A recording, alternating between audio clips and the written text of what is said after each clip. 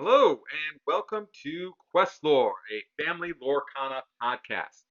I'm Matt, that's Jen, that's Emmett, and this is Malcolm. Welcome back, and thank you so much for joining us. So this week we'll start off like how we do every week, at least every week when we go and play. Is how leagues went this past week. So, Jen, how did it go? So actually, all of us did okay this week. Um, Emmett and I both went 1 and 2. Matt and Malcolm went 2 and 1, and actually the winner out of our family for our league play this week was Malcolm. Yeah, We actually had a lot of people at league this week. I think we had like 16 players. yeah, there were a lot of It was a people. lot. So Um, Malcolm ended up getting fifth, which is awesome.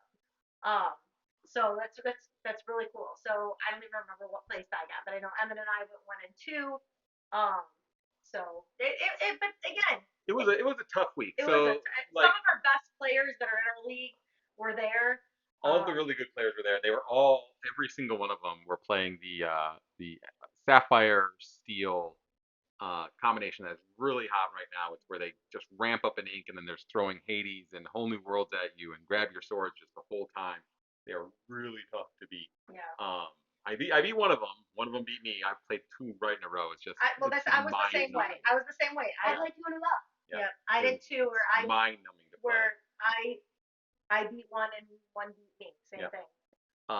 Then also in Lorcana Play, I did go to a separate event last night that you guys weren't able to go to because it goes too late and these kids got to get to bed.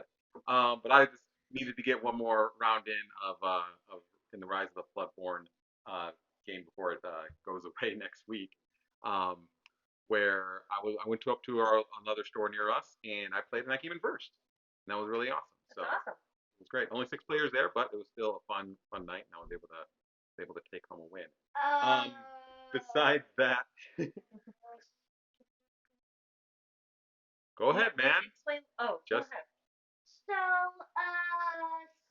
So my first game I lost because somebody played a joke on me like somebody else did. okay. Keep going.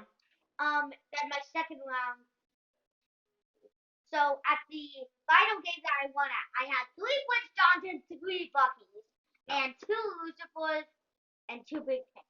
All out at the same time. Yeah, I was there. He had them all at the same time. He made someone discard 2 cards, so he got to draw 6 off the Prince John. His hand was full.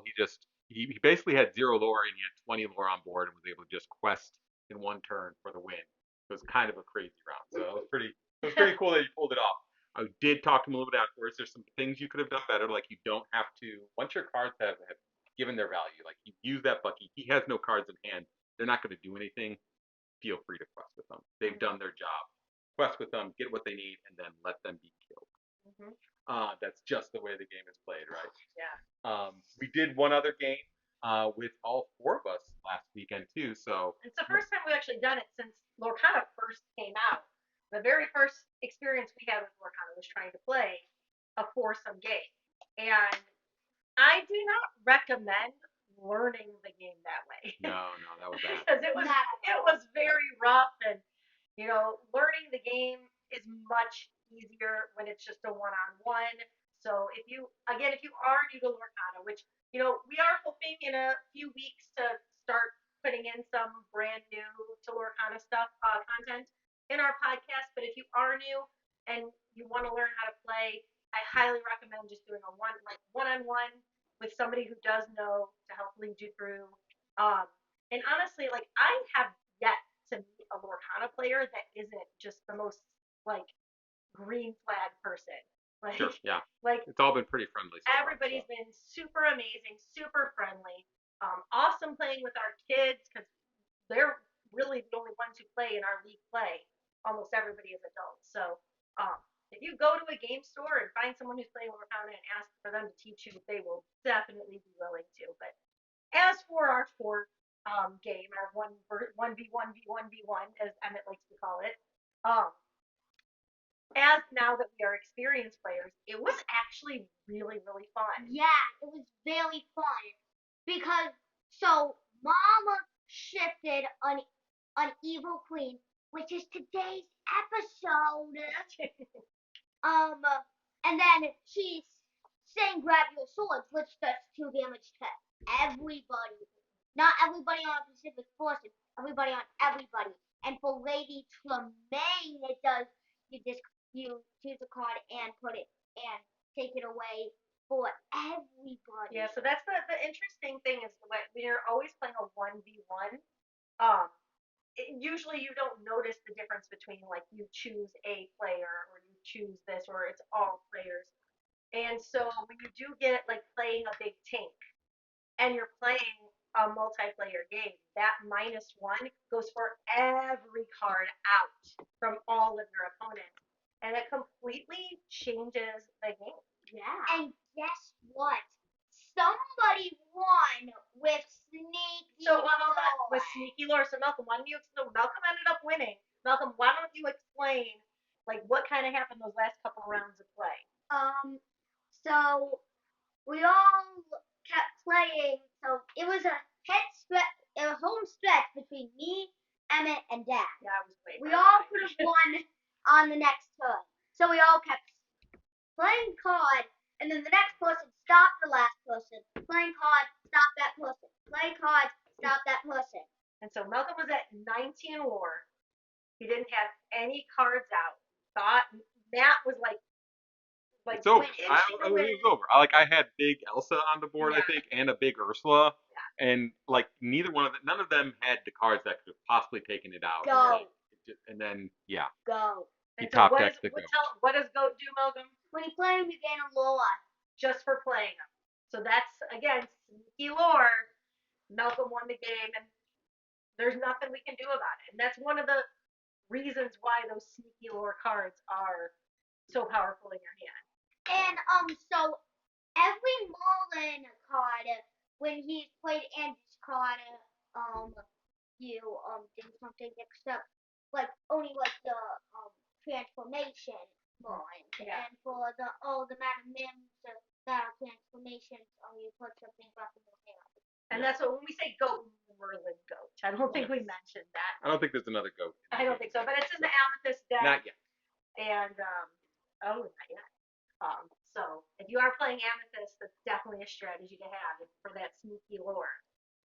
I don't know of another goat. I can't even think of that stuff. That wasn't a tease like get ready for Goat Part 2. It doesn't exist. I don't think it exists. There's a llama, but not a goat. There's another goat in I guess the new Wish movie. Oh yeah, the new Wish. So if they do come out with a Wish card, and I mean you can kind of call Phil half goat from Hercules. I think that's a stretch. Anyways, speaking of movies, after we finished that game, what did we do after that, Emmett? We watched Atlantis, The Lost Empire. Yeah, that's right. Figured there was a lot of cards coming out in the new set for Atlantis specifically. Let's fill that gap. Same thing with that we did for Treasure Planet. There's a bunch of Treasure Planet cards. We didn't show any in our last video, but our first video we did show, and we might see one today. And we probably will see one today. But so anyway, so boys, so Malcolm, what did you think about Atlantis? It was a pretty good movie. Which one do you like better, Treasure Planet or this? Or Atlantis? I don't know. I like them about the same. Yeah, so how many stars would you get her? We used to do that. They used to watch all the Disney movies, and then we kind of fell off the wagon with it, where they were rating them all. Out of 4 stars. 5. Were we doing 3 stars or 4 stars or 5 stars? We were doing 1 to 5 stars. And so you'd say 3.5. How about you? I would say like 4. Okay. All right. I definitely liked it better than Treasure Planet. Yeah. Honestly, makes me feel like James Cameron ripped it off for Avatar. Or did it rip off Avatar? Which one came out first? They both ripped off Fern Gully, so it doesn't matter. Oh, true. They did both rip off Fern Gully for us old folks. Question. Yes. If this movie was on in the background, you will let it walk in the pool and of the Disney Oh yeah, I would watch it for sure. It's not something I mean, I don't know if I would purposely go watch it, but if it was on in the background somewhere, I might continue watching it. Definitely more than Treasure Planet. Yeah, it was definitely better than Treasure Planet, but if I never turn it on again, I wouldn't be surprised. Like I'm never gonna go after it. Like man, I need some Atlantis. That's not gonna happen. And I will say, as a super geek, I was kind of hoping for a Stargate somewhere. Sure, that'd be nice. Be nice. So they don't get it. No, they're not gonna get it. They're too young. It's okay. All right, enough talk on that. Let's move on to our topic of the week, which is shifting. So shifting is something that I actually do a lot in my deck. I know Emmett does a little bit of shifting as well. The only really shiftable I have in my deck, the deck that I'm playing right now, is Big Pink. I don't have the only shiftable that I have, but I can't shift anything on it. Is no, not no. I'm talking about my other deck. Oh, okay. Is Lady Tremaine. Oh, right, Lady Tremaine. So if you don't know what shifting is, because I know we've talked about shifting quite a bit in the past few episodes, and so we have my very desired and do not have yet card here. I just have the regular giant fairy tink, which kind of known, everybody calls it Big Tink, is what she's known as.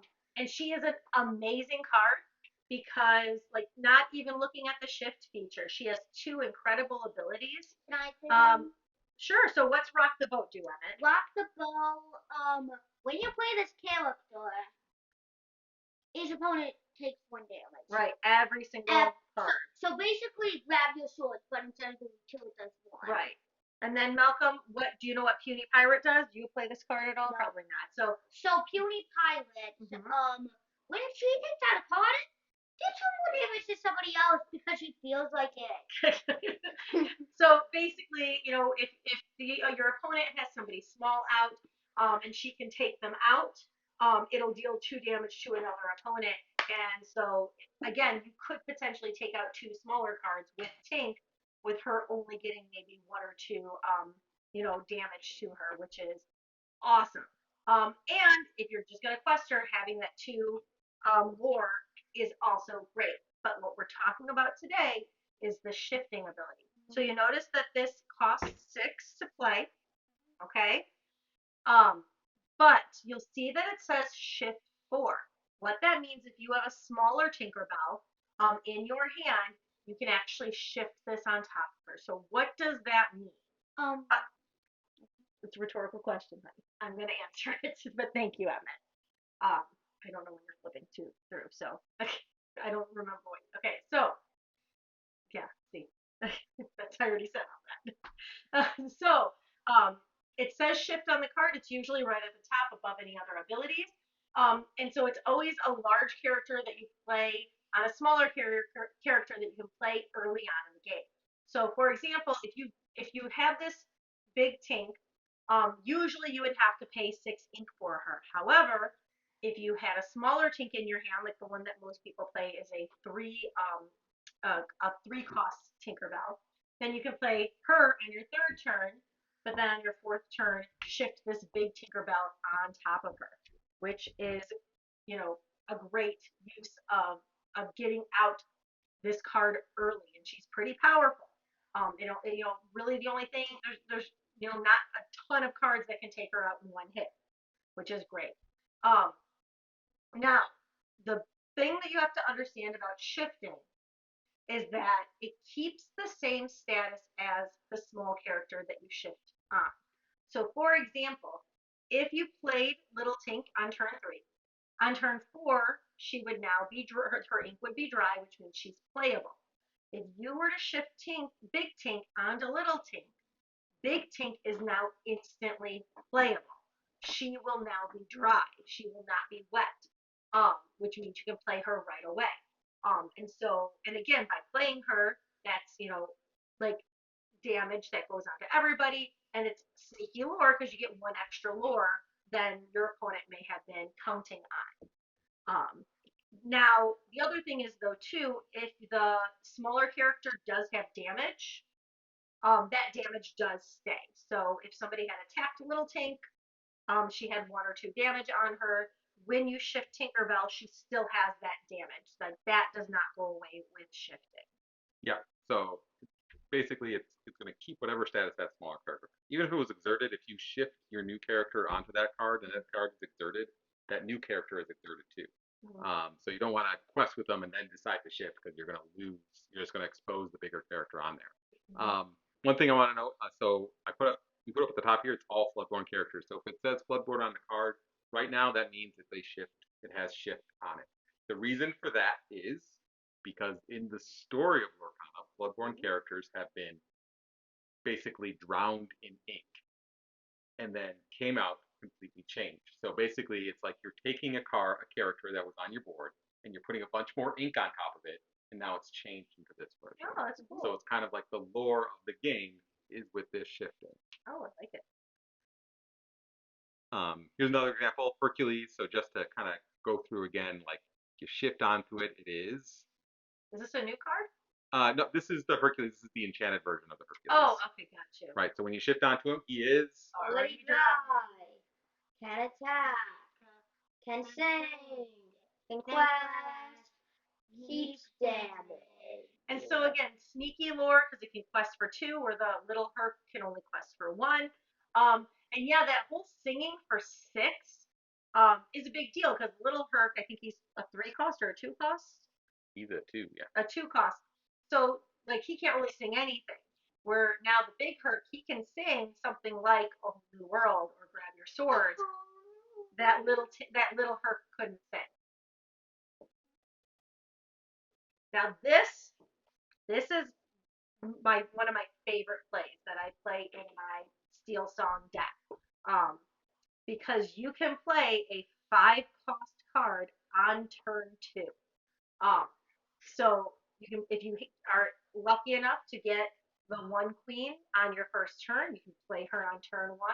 She becomes dry on turn 2, and you only need 2 ink because the big queen is a shift 2. So you only need 2 ink, which you should have on your second turn, and you can play her immediately as a shift. And it's either sneaky lore, or it's higher damage, or she can sing a 5 song like a Grab Your Swords. And then she also has an amazing ability. Her ability is that if she quests, she gets to take her 4 attack and put it on any other card of yours.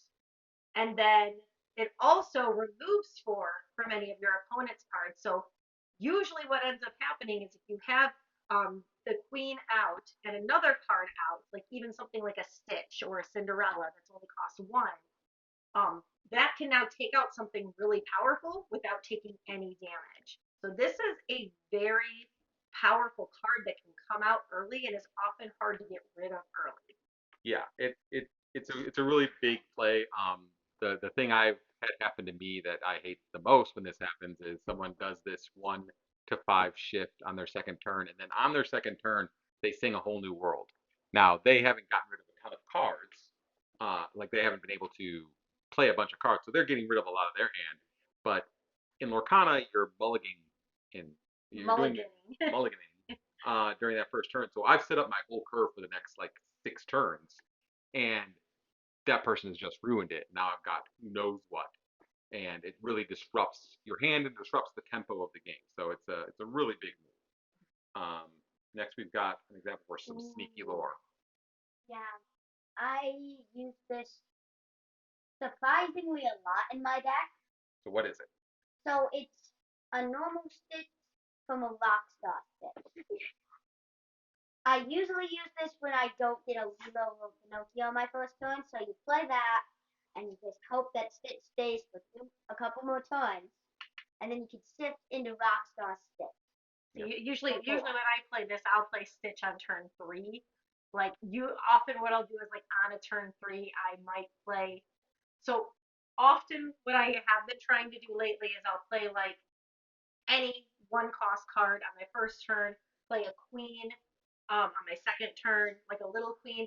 On my third turn, I will play a Stitch and then shift the queen so that on my fourth turn I can play the big Stitch. And then I have 2 big shiftables. Like that's like my dream opening hand Mm. is having, like maybe like a one Cinderella, a one Stitch, a one Queen, a five Queen, and a six Stitch, and then a couple of Inkables. Like that's my dream opening hand because like it's so much lore so quickly. Yep. Um, You got big and attackers, you've got lots of lore, you got people that can sing high value songs, you've got all those special abilities.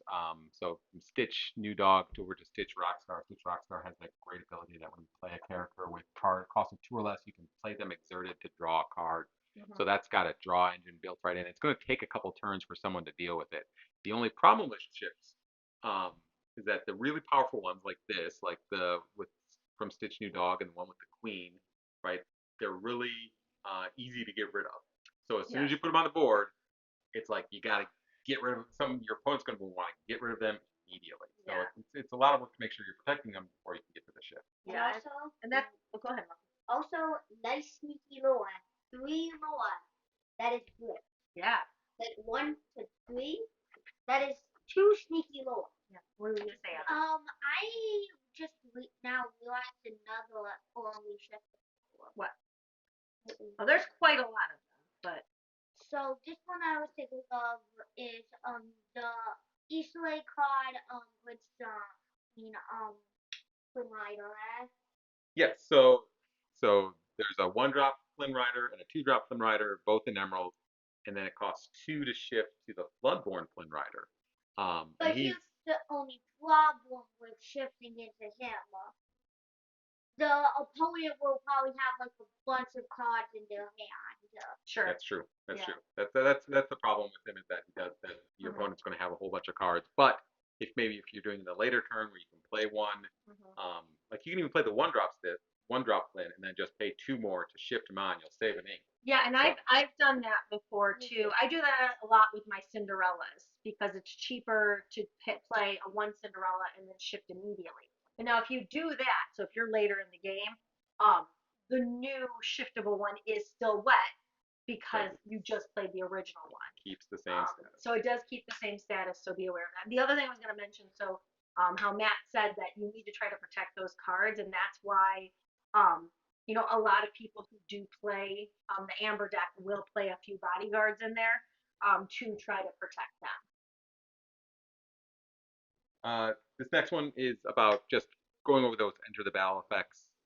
It's a really shifting is a great way to like put a card down where they weren't expecting it that has that enter the battle effect. And enter the battle effect, that means when we play a card, it does something immediately. Big Tink is a perfect example of this because it deals one damage to everyone. Not only that, if they don't see Big Tink coming on turn 4 and they've got an exerted character, first you do one damage to anyone, then you take out one of their characters, then you deal two damage to another characters. Mm-hmm. It's that enter the battle effect that you get to do when you shift onto a card. Mm-hmm.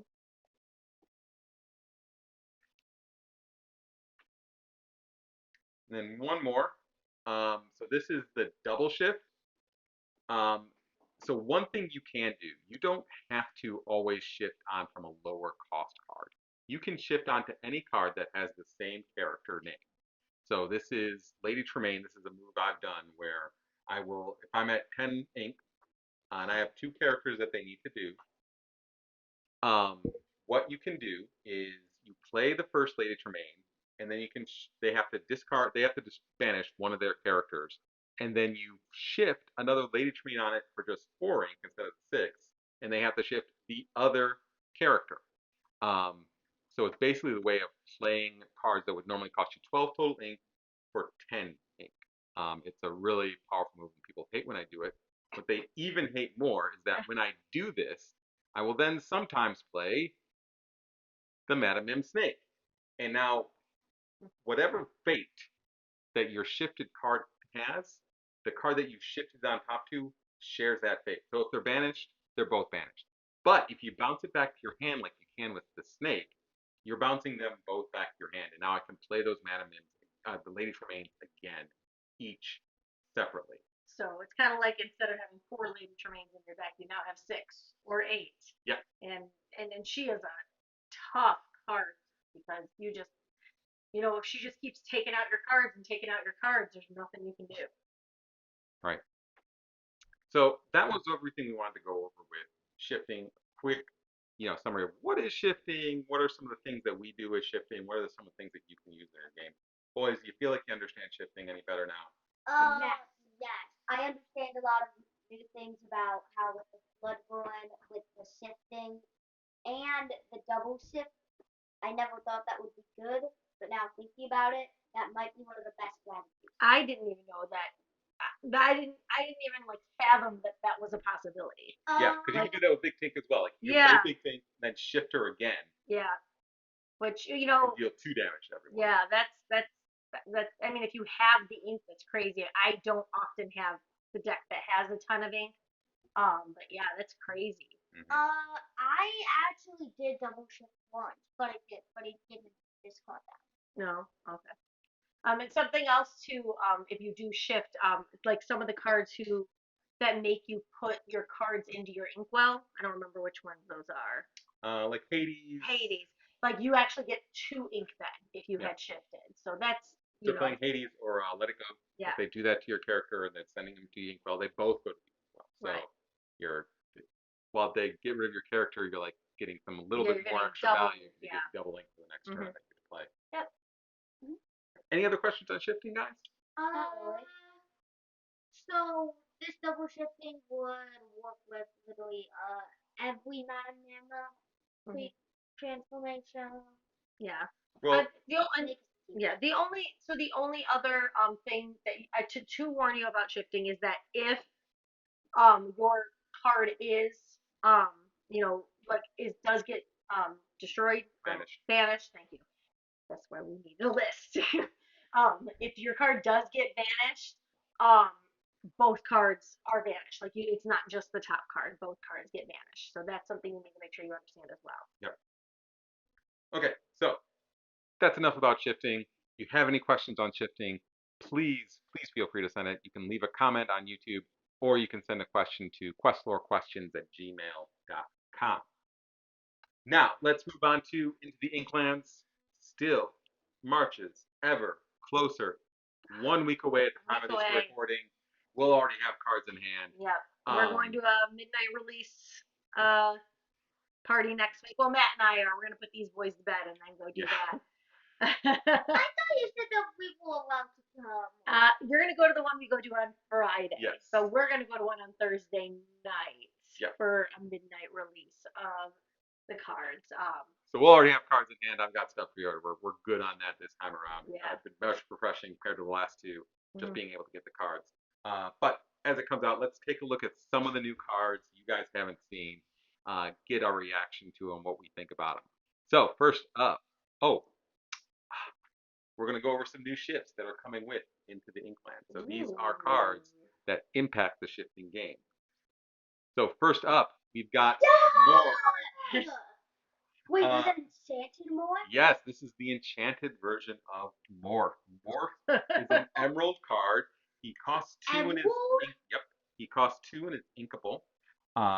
He has a strength of 2 and willpower of 1. But it's his special ability that is important. You may play any character with shift on this character as if this character had any name. So this any shiftable character. So like a Lady Tremaine, like a Jafar, like a Big Tink, like a Singing Sword Cinderella. What's her name? Magica Dispel. Yeah. Sure. That card's not out yet. We haven't even gone over it. But that is a huge card that's coming out. They'll unpack shifts for sure. Yeah. Next up is Little John. He gets a Bloodborne. He's a shiftable. Robin Hood and Little John. That's the song. He costs 6, is inkable, has a strength of 4, willpower of 5. His special ability is okay, big shot. While this character is exerted, your characters with bodyguard gain resist +1 and get +1 lore. He also quests for 2 lore. So, if you are playing a deck with a lot of bodyguards, you play this guy, and those bodyguards become much harder. The biggest benefactor of this ability is probably going to be the prince. He's already got resist on him. He quests for 2 already. Yep. This makes him quest for 3 and gives him another point of resist. Gonna be very hard to deal with. Yeah, and not only that, but so this past weekend when we were playing at League, I actually played someone who played a Amber Steel bodyguard deck. And because there's also other cards, like the Three Musketeer shields. Yes. That give you I think every time you defeat a bodyguard, they get to draw a card. And I lost against him. Mm-hmm. So this is I think some people are starting to prep for this card already. And then we got one more new shift card. This is probably the biggest card that's come out. People were exploding over this one. This is Jafar. He is the striking illusionist. He costs 7, is inkable, shifts for 5, strength of 4, willpower of 5. He's evasive and has this special ability, power beyond measure. During your turn, while this character is exerted, whenever you draw a card, gain 1 lore. Anytime you draw a card. Now, What? boys, can you think of the worst card that you could have this character sing? Whole new world? How much lore would you get if you play Whole New World with him 7. in 1 turn? And he's shiftable, so if you shift him onto an other one, you get to play that card the same turn that you play Wait, him. what happens if you play multiple whole new worlds for another turn?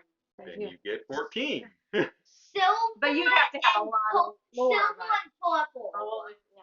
You could play the snake Jafar. Next turn shift. So yes, there are 4 shiftable targets for Jafar in Amethyst and Steel that you can shift this guy onto. And there's already like plenty of deck builds where you build up a shiftable Captain Hook first, and then on the next turn after that, you do this shift. Yep, you shift this Jafar. You'll have both of those available to saying Whole New World when you shift this guy in, Wow. giving you 14 lore on turn 5.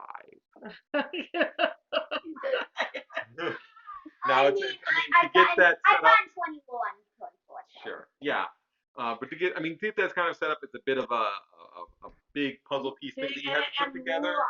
But But lots of luck. this guy being evasive, so he's Evasive. so he's hard to get rid of even after you've got him on the board. You have to have some kind of other removal for him. And this also means if you're playing against someone who is using a whole new world, they don't want to sing a whole new world because that means that they're giving you 7 Well, it's lore. only on your turn. Oh, it's only on your. Oh, well, that's good. During your turn, yeah. It's not a defense against whole new world. Okay. It's only on your turn, so there is at least that. But That's yeah, this is a massive card. This is going to probably be. It's also beautiful artwork. Yeah, this is the Enchanted. Yeah, it's beautiful. This is probably going to be the hardest card to get in the set because this is a legendary as well. So this is going to be the sad beast of this, the Elsa of this, or Maleficent, I guess now. Used to be Elsa. But, How rare is Blaster? I believe Morph is a rare card. Hard to tell on this because they got the symbol and I don't know all the cards yet. But these are just the shiftable cards from the new set. Let's go through a few more new cards. So we have Grammatala. She is a 7-cost inkable. She is a Floodborn. She shifts for 5, has strength 4, willpower of 8, quests for 2, and has the special ability, Do You Know Who You Are? Whenever a card is put into your inkwell, gain 1 lore. So again, every turn, when you put something in your inkwell, and so if you have cards that put extra cards in your ink. So let's see. You can play the noble to Grammatala into it too. Try to make sure never quest report until you get up to 5 ink. The text is making. Yeah, and it's in Sapphire, so that is that's the deck that gets you lots of ink really fast. And so I think that's what's going to start happening is that, like you just mentioned, is people are going to start not questing early, like not exerting their cards so that they're harder to get rid of when they know they have these shifts coming. I think that the gameplay is going to change a bit like that, and I know some players already play like that, but I think it's going to become more popular. For sure. And this is a legendary, so it's probably going to be hard to get. Yeah. Yep, for sure. And there's so much different ways to get lore, and it doesn't have to be on your turn. So if someone plays Let It Go or Hades and doesn't choose this card, like they're sending more ink to your inkwell and giving you lore too. So it's like there's a ton of stuff that can go with that. The other card on this screen is Mama Odie. Don't matter what you look like. She is 3 cost, uninkable.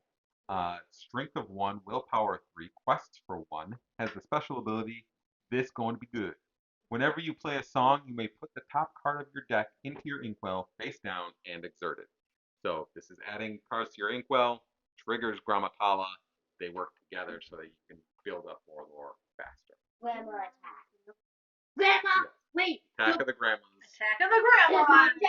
Can't wait to build the denture deck. No, that's Grandma's deck. Grandma's deck. Grandma's deck.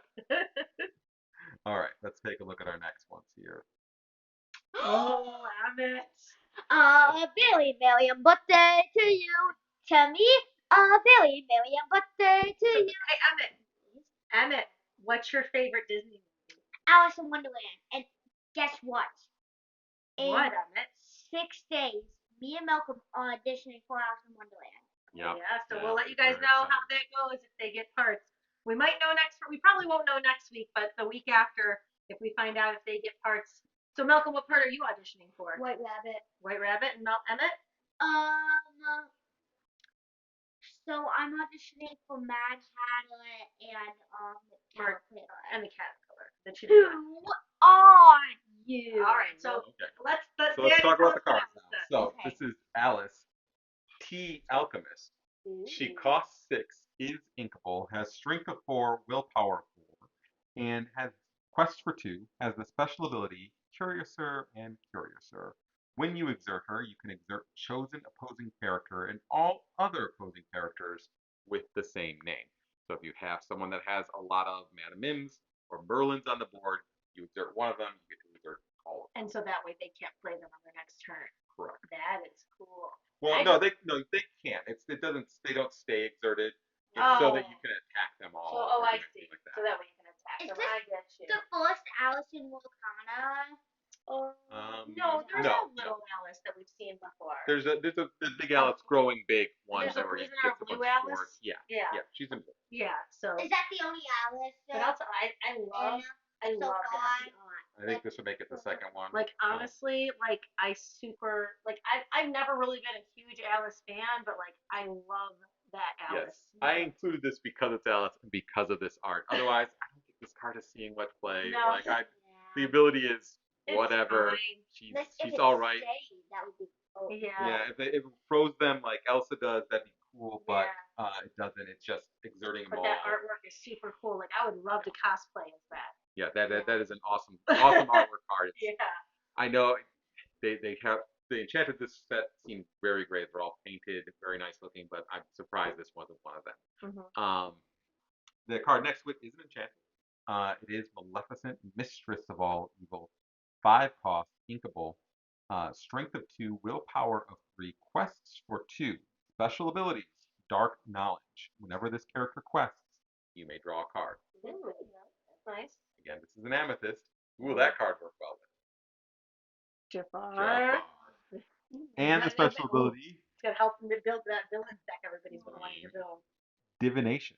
During your turn, whenever you draw a card, you may move 1 damage counter from chosen character to chosen opposing character. Oh man! Oh, wait, I know who that would work with.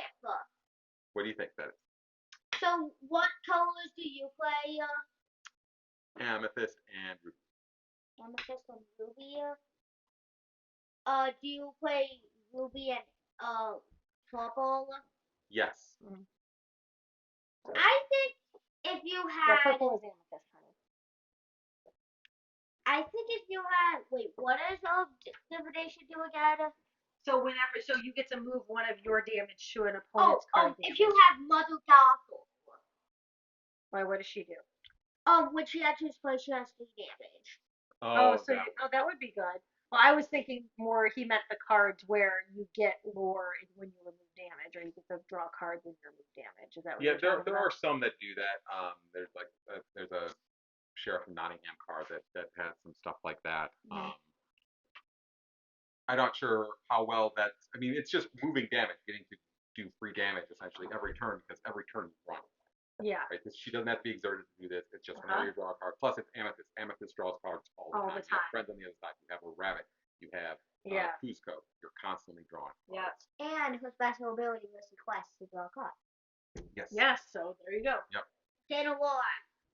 No, it's not. No, it's not gaining a lore. Watch. It's not gaining a lore. It's moving the damage. We get up the lore with what's his name, the Far. Yeah. And then Exactly. we also move like seven Damage, yeah. 7 damage. So the thing is, they keep trying to attack your Jafar. You get bring her out now. You can start moving that damage off Yep. your Jafar. So Mhm. yeah. Good Those are card. going to be powerful together. And then we also have a location in Amethyst. The Queen's Castle Mirror Chamber. Costs 4, is inkable. Cost 1 ink to move characters here. Has 7 willpower. And you get 2 lore at the beginning of each of your turns. Using the mirror as a special ability. At the start of your turn, for each character you have here, you may draw a card. So again, if you have And 2 lores. Wait a minute. Uh-huh. What if I had a Jafar? So I'm going to stop the Jafar talk with this one right away because this is at the start of your turn. So the rules go for the start of your turn is ready, set, draw. So ready, you have to ready your characters. The Jafar thing only works when he's exerted. So he's going to get ready first before this card activates. Mhm. So this card won't work with Jafar like that unless you have something that keeps him exerted. If someone exerted him with Elsa, or I wonder if you can select. Maybe you can exert him yourself with Elsa. Right, but I mean, still, so just as many cards as you have here, you also get to draw more Yes, cards, that's which is still good. an amazing ability because And it's still going to work with the new Maleficent Mhm. because you're drawing a card because she's just if you're out, not if she's exerted. Correct. So And that will help. Right. Yep. And you get 2 lore at the beginning of every turn, so that's awesome. It's quite a good card. Really good. Yeah. Yep. Especially because it only costs 4. Like, And it's Yes. and it's 2. right? Yeah, what's what we said. Let's move on to our next set here. I Move will over to find Emerald. my way. I will go the distance. Yes, I'll cover the song first. So it's I Will Find My Way. Cost of 1 and is inkable. Chosen character of yours gets +2 strength this turn. They may move to a location for free. Ooh. Now see, So that's going to be cuts helpful. down on that. And the movement location costs. Yep. Especially, yeah, that's gonna be that could be really good because some of those, some of those could cost lore, and the fact that you get both the 2 damage as well as moving them, like I think that's definitely worth it for a 1 cost, and it's inkable. Like I see this getting put in a lot of Emerald decks. Yep, for sure. Especially if they're playing locations, that's almost a must-have in your Emerald deck. The second card, the character card, is Ursula, Deceiver of All. Cost 3 and is inkable. Strength of 2, willpower 3, quests for 1, and it's the special ability that's special. It's What a Deal. Whenever this character sings a song, you may play that song again from your discard for free. Then put it on the bottom of your deck. So she can sing for 3. You pair it with Amethyst, she can sing Friends on the Other Side twice.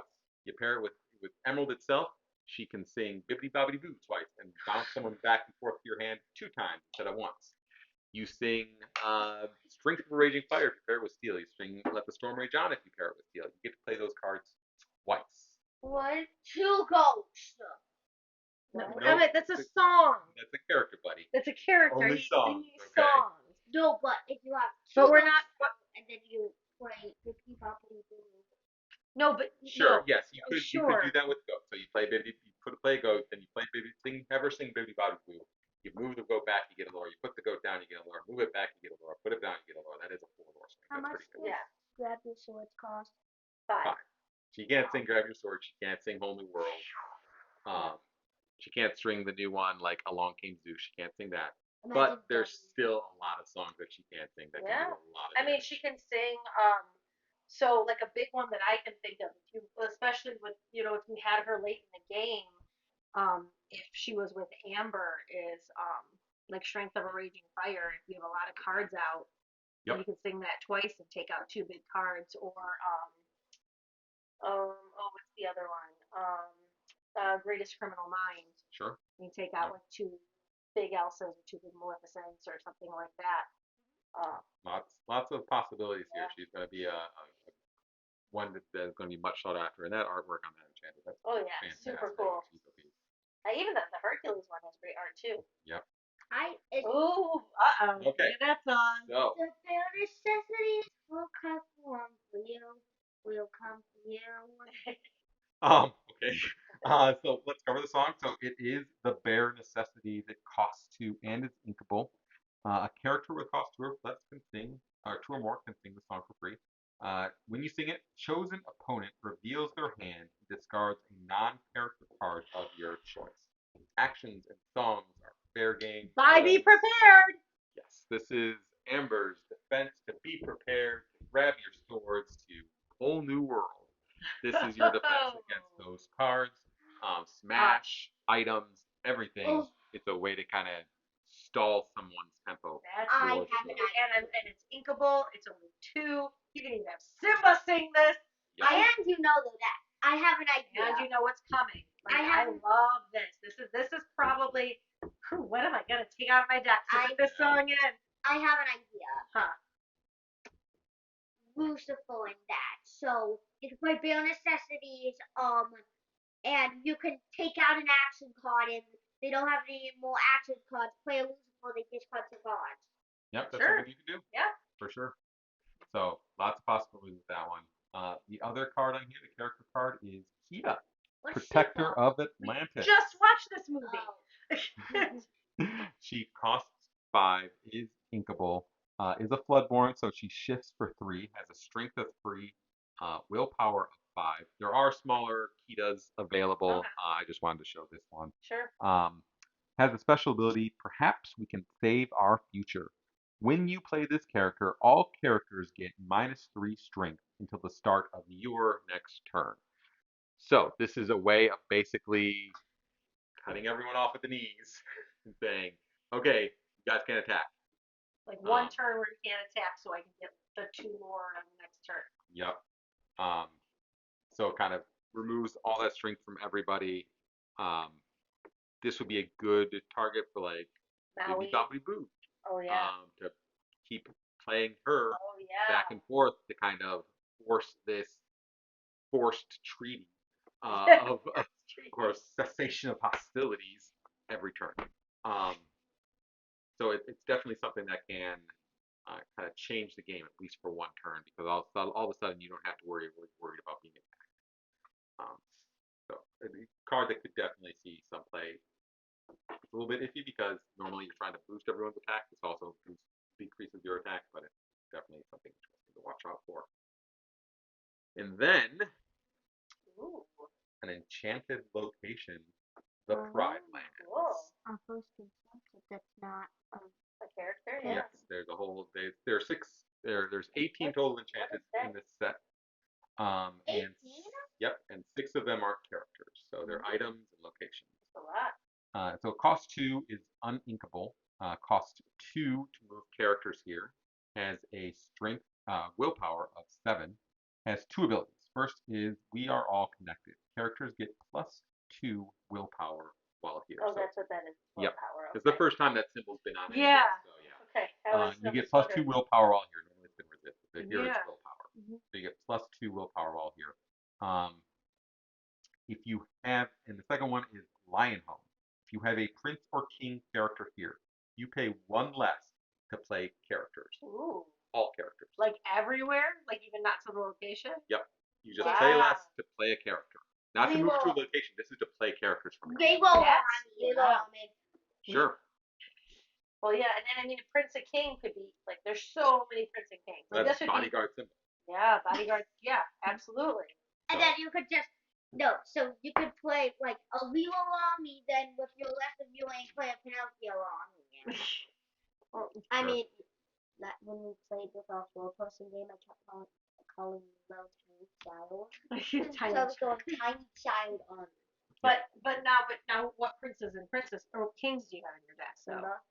just Simba, though, right? So that's Mhm. all I have right now too. I have a big princess and queen deck. So. I have Prince Diana. Right, but you don't play Ember. But But anyways, anyway. even with this, so you could create a princess and king deck based around Yeah. using this and getting some For sure. really strong characters and getting that going. So this is definitely probably one of the better locations they've got for this set. Let's move on. So I've got some Ruby cards here. That's the hook school. I've picked these cards. I'm not sure how often you're going to see them, but these cards themselves and the location that I'll show you in a little bit, I think are the foundations for a pirate deck. Ooh. Definitely a pirate themed deck, I believe, is possible now. So this first one is Captain Hook, Master Swordsman, who costs 5, is inkable, strength of 5, willpower 4. Has 2 abilities, quest for 1. First one is Nemesis. During your turn, whenever this character banishes another character in a challenge, ready this character. He can't quest for the rest of the turn. So this is very similar to Scar's ability from set 2, where he could, anytime he banished one, you could re-ready him. He just doesn't have Rush. The second character is Man to Man. That means characters named Peter Pan lose evasive and can't gain it. Wow. So if you got Peter Pans in your deck, they no longer have evasives. Interesting. There's actually a Peter Pan card that kind of matches this. The two cards like fit together. The artwork matches for a Peter Pan card. He's like the reverse stats of Captain Hook. The second card is an action. It's a 4-cost uninkable on your feet now. Ready all your characters and deal 1 damage to each of them. They can't quest for the rest of this turn. So this is a way to protect and reset your board after the quest. If you're wide and have a lot of characters on them, quest with all of them, play this. Sure, they get that 1 damage, but they're all unexerted and they're all protected for the next turn. Yeah, that could be cool. They all will work with the location, the Jolly Roger. It's a 1-cost uninkable, cost 2 to move characters here. Has a willpower of 5. Has the ability Look Alive, you swabs. Characters gain rush while they're here, so they can challenge the turn they're played. So that would mean you have to pay for the card and have an extra 2 ink to play the location right away. Except for the second ability, all hands on deck. Your pirate characters may move here for free. Oh. So if you have a pirate deck, all your cards have rush if you have this out. Wow, that is crazy. That's what he's saying. If there's a pirate deck coming up, like There are enough pirate characters now that you could probably create a pirate deck. Yeah. With this set. That's cool. And just hey, can you go back to the pirates, to the Captain Hook?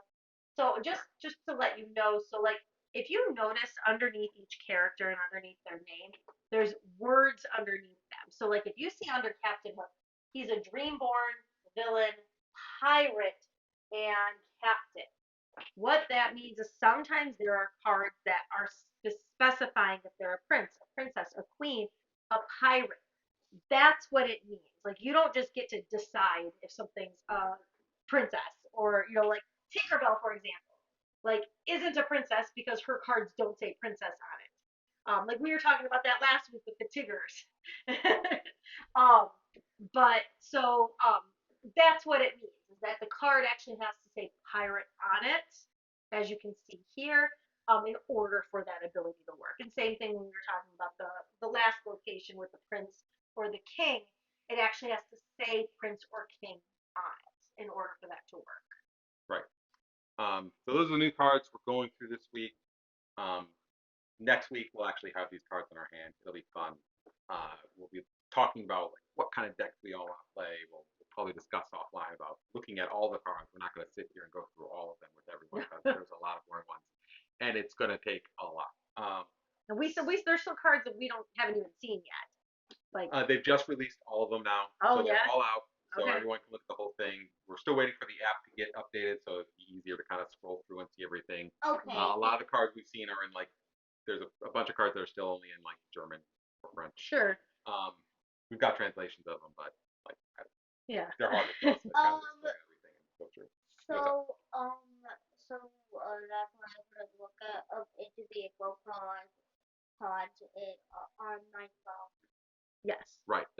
on the app yet. They will be soon. And what's that app? It's the official, So the official the Lorcana official app. Lorcana You app can is see what all we're the different talking about. cards. You can build decks on it. You can track your inventory. It's a pretty nice app. The only problem is for me is that it's only an app. Well, and it sucks battery really fast. Yes, too. it does. It does take up your Like if battery. you're like off, sometimes people would use it to because there is a scorekeeping function in it, but it does like it sucks your battery super fast. So Yeah, for sure. Okay, we're all excited for Into the Inklands next week. absolutely, I did have a question for both of you. So just so all of you know, we have a birthday boy. So Malcolm is actually turning 12 next Thursday before our next podcast. Thursday. It's Wednesday. Wednesday. I'm sorry, next Wednesday is the 21st. So next Wednesday he's turning 12. Malcolm, is there anything Lorcana related that you think you might want for your birthday or you're hoping to get for your birthday? No? Nothing? Because I'm pretty sure there's something you told us that you really wanted. Maybe just some packs. That's it? That's it? Well, we'll see what you get. We'll then, I see guess. what you get. How about, and so Emmett's birthday is coming up in a couple weeks. I'll ask him the same question when we're coming up to his birthday, if there's anything cool Lorcana related that he possibly wants. Now Malcolm's thinking. So we didn't have any new questions in the mailbox this week. I did go ahead and like try to start some conversations around our genie method of drafting online. There are a lot of people that just like bread. They want to just eat bread. For those that didn't listen to last episode and aren't familiar with it, bread is the acronym that's been used for drafting for Magic for years. And most people, and a lot of people were just like, it's bread. You don't have to worry about anything else. Sure, if you like bread, you use bread. That's fine with you. Some people just, we really love Disney, so we wanted to try to Disneyfy it a little bit. So that's what we did. The people that weren't set on bread did seem to like it. They were trying to come up with ones of their own. I didn't really see much that was like, oh wow, that's a home run. But those that weren't, I guess, that wanted a gluten-free option, seemed to like our genie acronym. So Awesome. that seemed to go over decently, I'll say. I don't have any new questions, boys. Are any questions you want to ask? No. Okay, great. Is it trivia time? It's trivia time. Trivia time, and then we're done. From the next Disney, from the Disney trivia box. First question. In Pinocchio, what song does Jay Worthington Foulfellow sing to Pinocchio? Who the heck is that guy? The guy with the hat and feather. Oh, like the Don. Yeah, what song is that Don thing? The whale song. The whale song?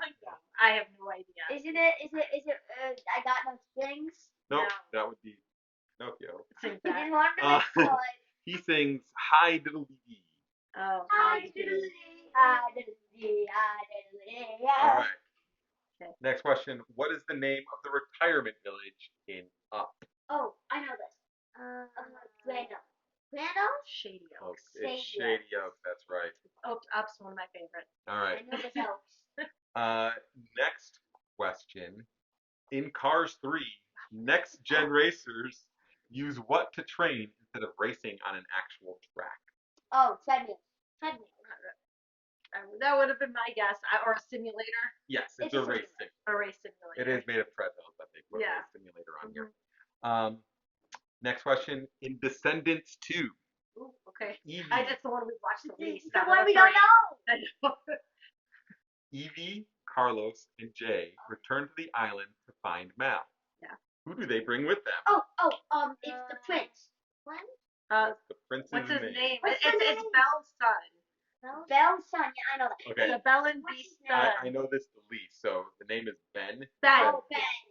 Is that him? Yes. Yeah. Okay. Yes. Okay. Because Ben sounds like Belle, but they just changed one letter. That's what they do. Excuse me. They changed 3 letters to 1. Is what I see there. And our last question. Oh, this is a banger.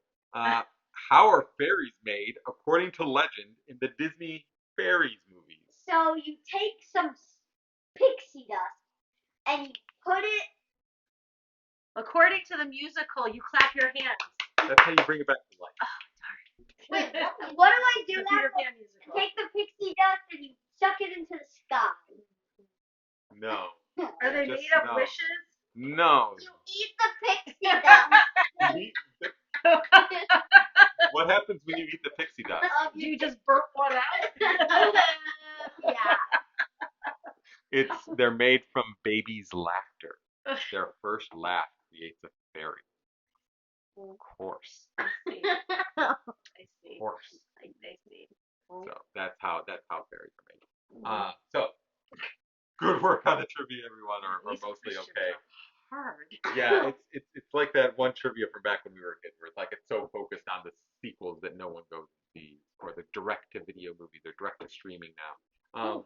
But we're learning eventually when they come out with the fairy characters in Lorcana when we're on set 15, we'll be prepared for that. Because I'm sure there'll be a character called Baby's Laughter. Yeah, and it's an action, baby's laughter. Play any fairy. Yeah. Clap your hands. Bring any fairy back from the discard pile. All right. I just got one other question for you guys. So, based on looking at all the new cards, is there any Disney movie that you'd like to watch again? Sword and Stone. You watched that 7 times? I mean, based on the new cards we saw, we didn't see a single Sword in the Stone new card today. Not new. Not new. You watched it 7 times. You watched that movie 7 times in the past week. I was thinking like Peter Pan. Princess and the Frog. Okay, because we had the one. Alice in Wonderland. And you didn't you just watch that today? Well, I just did for that. We should watch it. How about we just watch Peter Pan? Okay. I think it's the answer mom wants. No. I mean, I was really interested. I'm not gonna think like we're gonna. Lion King. Okay, so Lion King is actually one we haven't watched in a really long time. So. Okay. I'm gonna stop this before it goes any further off the rails.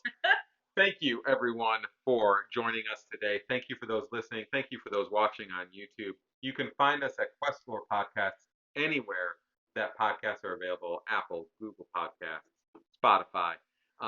Feel free to find us there. Give us a listen. Give us a like. Give us a comment. Subscribe. Whatever your platform calls it, please do so.